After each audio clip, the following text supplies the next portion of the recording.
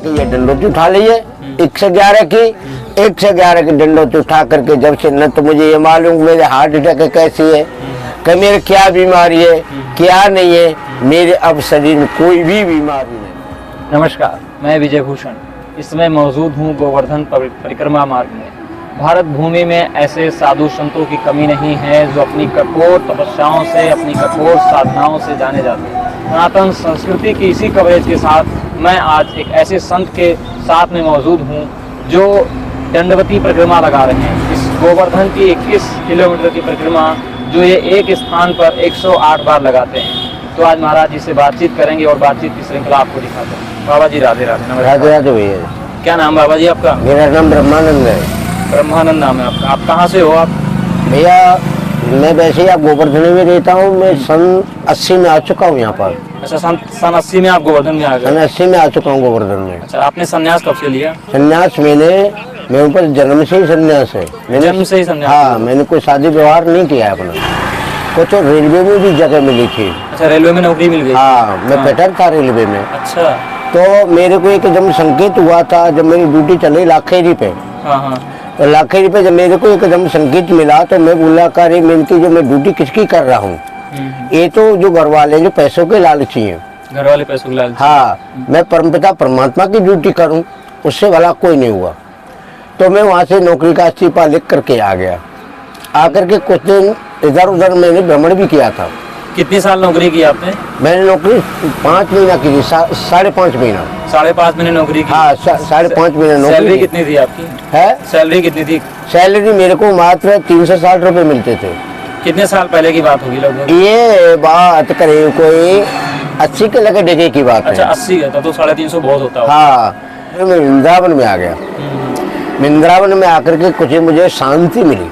वृंदावन आप कितने साल पहले आए थे? वृंदावन में आया करीब कोई 87 में आया था। अच्छा। तो वहाँ आकर के कुछ मुझे सांत्वना मिली थी। सांत्वना मिलकर मैं गिरिराज जी की फिर मैं परिक्रमा करने आया। आकर के मैंने गिरिराज जी से बोला कही गिरिराज महाराज, अगर आप में शक्ति है या तो मुझको ऐसा फुल वैराग्य दे कि जिससे मैं आपको छोड़ करके नहीं जाऊँ, या मेरे को ऐसा आप ग्रस्त दे जिससे मैं आपको याद नहीं कर सकूं। 2 वस्तु तो मुझे एक वस्तु दे, या फिर आप ही मिल जाओ। हाँ, कुछ ऐसा दे दो तो यहाँ से मैं आपसे बिछोटे जाऊंगा। अच्छा। तो राज्य ने वो कृपा की थी, उसने मैं अपनी तरफ खींच लिया। खींच करके फिर जैसे मैं इधर उधर घूमता रहा, गांवों में मंदिर भी बनवाए और भी अन्य कार्य करे, पर लेकिन मैंने अपने लिए व्यक्तिगत कुछ नहीं किया था। फिर अब मैं गोवर्धन आ गया। आज कितने साल पहले आप गोवर्धन? मैं गोवर्धन आ गया था सन 98 में आ चुका हूँ। 98 में? हाँ, मैं 98 में गोवर्धन में आ गया हूँ। तो 98 से फिर मैं यहीं पर हूँ। तो 98 पे जब आप गोवर्धन जी में आए, हाँ, आप परिक्रमा ही लगा रहे हैं? जब से मैं ऐसा कभी परिक्रमा लगाता हूँ, कभी इधर उधर घूमने निकल जाता हूँ। और फिर अब ये मैंने सन 2020 से कंटिन्यूस फिर ये मैंने 111 की मेरी डंडोती है। ये अब मैं डंडोती लगाता हूँ। अब मैं डंडोती लगाता हूँ, न मेरे पास कुछ घर है, न मकान है, न खाने को, न पीने को, कुछ भी नहीं है। मैं केवल भगवान के ऊपर निर्भर रहता हूँ। अगर भगवान मेरे को खाने पीने को देगा तो मैं खाऊंगा, अगर नहीं देगा तो मैं भूखा ही सो जाता हूँ। मेरे पास कोई कहीं ठहरने कोई भी जगह भी नहीं। 2 रोटी मांग लेता हूँ, वहाँ से खाता हूँ, सुबह प्रातः काल फिर आ जाता हूँ। आ करके अभी मैं सुबह से खाना नहीं खाया है, लेकिन भगवान में ही अपने ध्यान कर रहा हूँ। वो ही देगा मेरे लिए खाने के लिए, पहनने के लिए, पीने के लिए, रहने के लिए, वो ही मेरे ऊपर छाया करता है। और मुझे किसी से कोई आसरा नहीं है, केवल ये गिरिराज जी है। इसको मैं दावे के साथ कहता हूँ, ये साक्षात आ करके हिफाजत करते हैं। इनके मुकाबले मुझे और कोई देवता नहीं दिखाई पड़ा है। गिरिराज जी, जो गिरिराज पर्वत है, गिरिराज जी की और क्या क्या महिमा है? यह गिरिराज जी की तो महिमा में कहाँ तक बखान करूं, इतना वो लोग कितनी बखान करूं इनकी। तो आपको कभी अपार लीला इसकी। तो आपको कभी कुछ अनुभव हुआ हो? अनुभव ऐसा नहीं हुआ है कि मेरे को बहुत बड़ा अनुभव हुआ है। एक दिन मैं बैठा था, मैं बोल रहा था, मैंने गिरिराज जी भाई ये दंडवती रखे, मैं तो भूखा हूँ भाई मेरे लिए कुछ खाने को इंतजाम कर भाई, और नीचे दंडवती रखे। तो गिरिराज जी के बहाने नजर कौन था वो आकर के रोटी लाया। बोले बाबा रोटी लोगे? हाँ, मैंने भैया भूख लग रही है। तो बोले लो बाबा, मैंने गिरिराज जी का बोला, मैंने गिरिराज जी ने भेजी है ये। तो जब मैंने खाना खाया था, ऐसे कई दिन गुजरे मेरे। ये गिरिराज जी की जो परिक्रमा है, हाँ। गिरिराज जी की परिक्रमा का फल क्या है? मतलब अगर कुछ लोगों के मन में मनसा होती है या हम कुछ मान के करें तो इसकी परिक्रमा लगाने का क्या है, आप उसे बताएंगे थोड़ा बहुत? हाँ बिल्कुल बताएंगे। देखो ऐसा है कि जो ये हमारा भगवान है, साक्षात परमात्मा है, अगर जो लोग मांग करके करते तो वो लोग एक मूर्ख है। क्यों कि भगवान तो हर बात को अंतर की जानता है, लेकिन हम भगवान से पहले मजदूरी करवा रहे, जब उसके बाद में हम परिक्रमा लगा नहीं, उससे ईश्वर का जो है भगवान अब मैं तेरी परिक्रमा लगा रहा हूँ, कि मैं तेरी दंडवती लगा रहा हूँ, कि मैं तेरा कीर्तन का तेरा गुणगान कर रहा हूँ, नहीं भगवान मैं तो तेरे ऊपर निर्भर हूँ। तो जब इस प्रकार तुम रहोगे तो भगवान आपकी सब इच्छाओं को पूर्ण करता है बिना मांगे ही, और जो मांग करके करते हैं वो तो एक मूर्ख आदमी है। क्योंकि भगवान पर पहले मजदूरी करा ली, इसके बाद जब उसको कुछ करेंगे। ब्रज का इंसान ब्रज में जाए और अंत छोड़े तो वाके भाग फूट जाए। जो ब्रज का जो इंसान होता है, भारत का इंसान है, जो अपने देश में रहता है, जो कि कितना बड़ा एक वैकुंठ है ये, यहाँ हर चीज उपलब्ध है, जो चाहे वो मिलती है।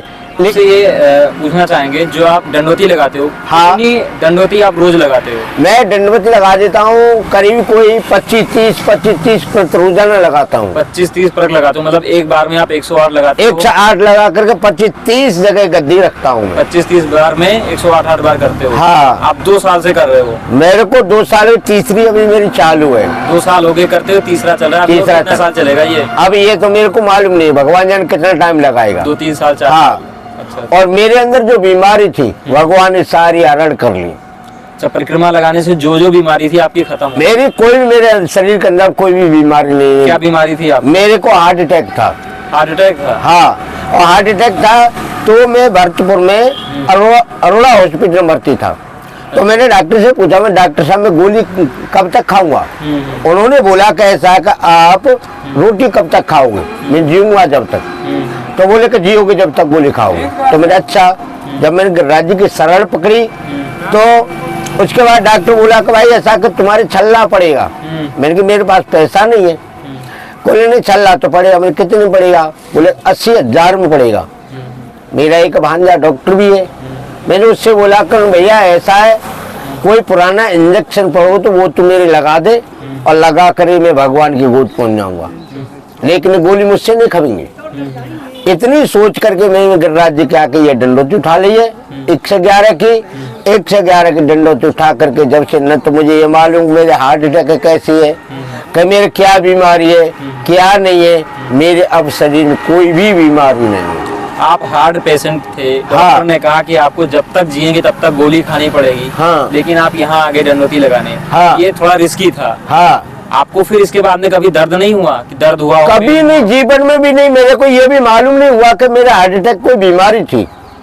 ऑटोमेटिक चंगा हो गया? एकदम चंगा हो गया हूँ मैं। तो मतलब आप जिसको हार्ट अटैक या कोई बीमारी हो, गिरिराज जी के शरण में आ जाए, हाँ, ठीक हो जाएगा। हाँ, आप साक्षात उदाहरण हो उस चीज। हाँ, मेरे के साथ इस बात की मैं गवाह देता, मैं खुद ठीक हुआ हूँ।